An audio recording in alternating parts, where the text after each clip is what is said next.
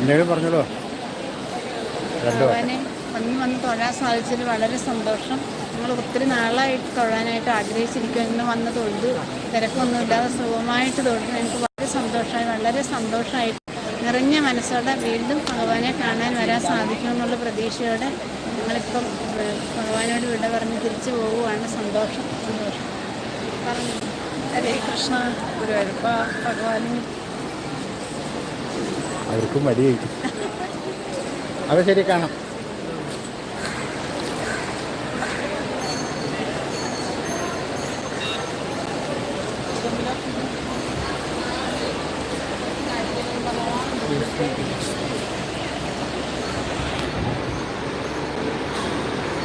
ഹരേ ഗുരുവായൂരപ്പ ശരണം.